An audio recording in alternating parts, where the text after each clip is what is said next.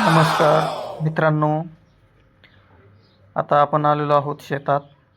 तर पाऊसही छान झालेला आहे आणि आता पेरणीयोग्य पाऊस झाल्यामुळे कपाशी लागवड, सोयाबीन पेरणी, मका लागवड हे कामे जोराने सुरुवात झालेली आहे. आणि हे बघा, आता आपल्या शेतामध्ये आपण कपाशी लावण्यासाठी सरी पाडत आहोत. तर हा महिंद्रा कंपनीचा ट्रॅक्टर आहे मित्रांनो. खूप चांगला ट्रॅक्टर आहे हा. आणि हे बघा, 4 फुटी आपण सरी कपाशीसाठी येथे पाडत आहोत.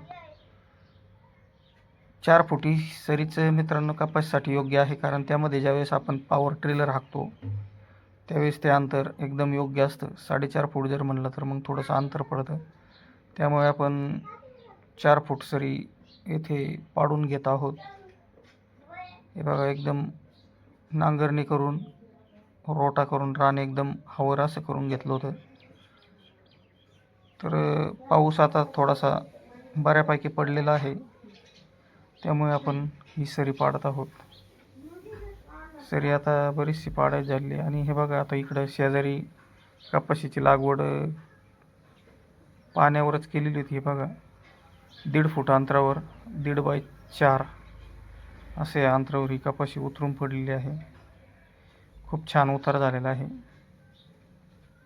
आणि ढगसुद्धा आकाशामध्ये परत थोडे जमू लागलेले आहेत. परत पाऊस होण्याची शक्यता आहे. त्यामुळे आपण आता ही सरी पाडून घेत आहोत. काही पाऊस झालेला आहे आणि अजून एखादा पाऊस झाल्यावर लगेच आपण कपाशीची लागवड येथे करणार आहोत.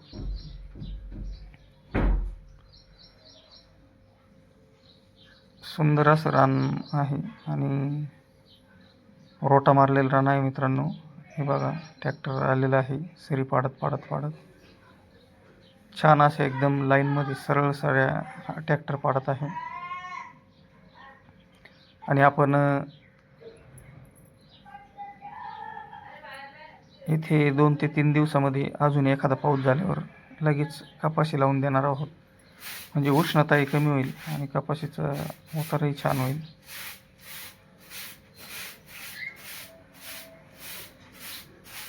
बघू शकता ट्रॅक्टरने किती सुंदर अशी सरी पाडत आहे. हा ट्रॅक्टर एकदम सरळ अशा रेषेमध्ये.